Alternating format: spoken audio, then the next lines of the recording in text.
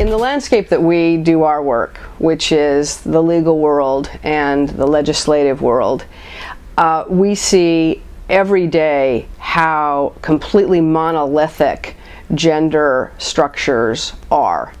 In legislation that is proposed, in laws that are on the books, they almost always break down based on gender and gender stereotypes. Certain rules for women, certain rules for men. This is how much of our laws and much of what our country developed early on when we were founded as a nation.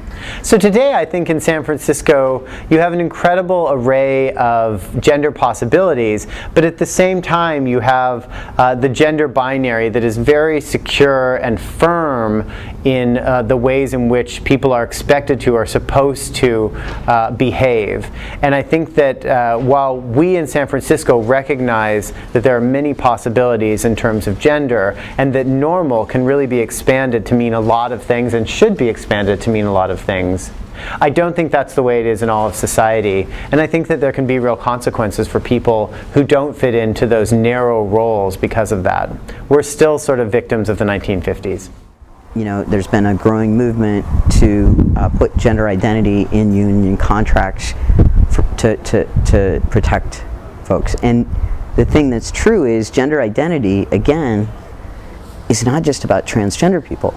If you're a gay man who's very effeminate and your gender expression is very effeminate, or if you're a lesbian and you're very butch and you're discriminated against in the workplace, these protections protect you as well. Or if you're straight and you are non-conforming in your gender.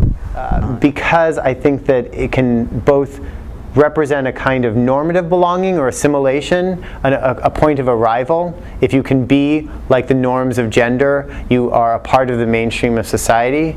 But if you can claim also those norms of gender and make them your own, that too can feel like a revolutionary act. The problem is that it's still a gender binary, and that gender binary is still an oppressive trap for most people. For many gender nonconforming people, there's not the passing privilege.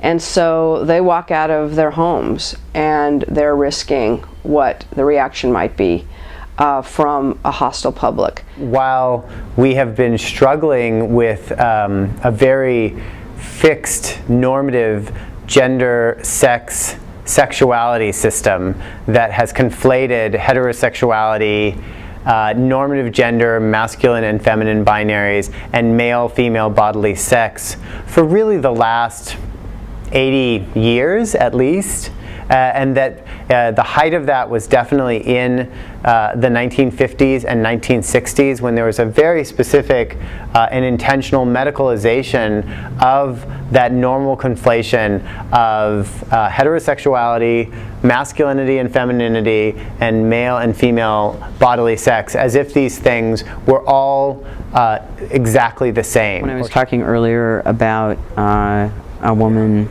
wearing pants in the workplace, in my class, I was in law school, someone raised their hand and said, well, what if she wanted to go into the men's bathroom? Or what if a man wanted to go into the women's bathroom? As if this was some cause for, you know, the world ending.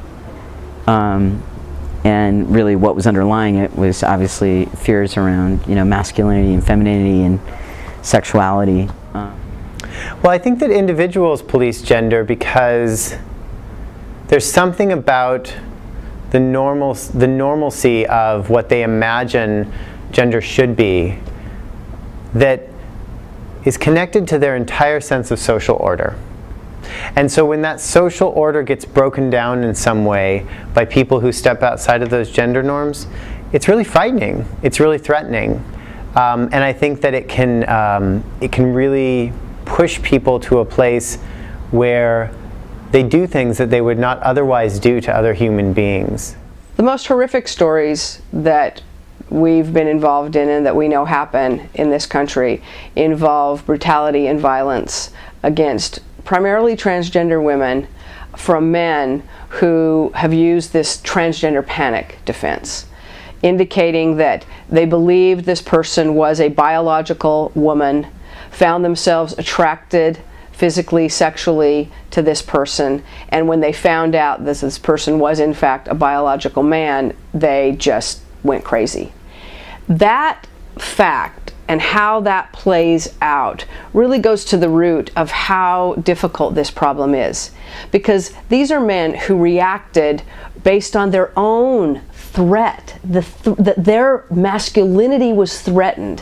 When someone transitions or shows different gender identity expressions, what it shows is a desire, again, based out of fear of emotional safety, because that person is threatening your sense of what gender is and showing it as a more fluid location than you're comfortable with, and so you try and police them in order to ensure your own safety.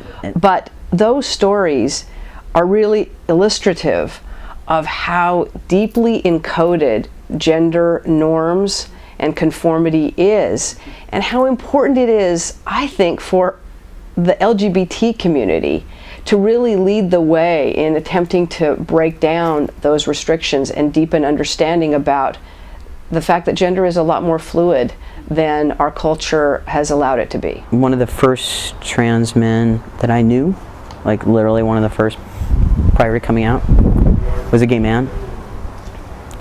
And it blew my mind that someone who, and he had been a dyke before he transitioned and then became a gay man. And it challenged my thinking around, what does it mean to be trans? But I think that you've really seen ways in which the transgender community, the intersex community, gays and lesbians, bisexual people, and a lot of straight people have recognized that those three things do not necessarily fit together, that they're puzzle pieces that you have to kind of jam together in order to make them aligned, and that in order to make that the definition of what is normal or what is the binary of gender, you have to constantly be policing the boundaries of that over and over and over again. When I started doing this work at NCLR 15 years ago, there was not one national organization doing LGBT work that had a transgender staff person on staff full-time. The T in LGBT was very new. It was not embraced by very many people. And there was serious resistance in recognizing transgender folks and gender nonconforming folks. That there have been successes, that there have been victories, that we have moved the ball down the field in ways that are immeasurable. And it's those simple moments that I'm sitting in the room and listening to them talk, and I just reflect on the differences between 20 years ago for me and them now, because I'm 45. In general, by insisting on the right to live in gender diverse ways, whether or not they choose to transition from a point A to a point B, suggests that all of these kinds of lives are livable. And that's a really profound thing. Because to get back to the idea that there's an ideal that then we try to discipline and police as the norm over here, and then there's a social reality over here, which is gender diversity, just by living those diverse lives, what all of these people are doing, they're saying, guess what? This is reality. You can accept it, you can fear it, but it's here. And we're showing that we can make this reality work.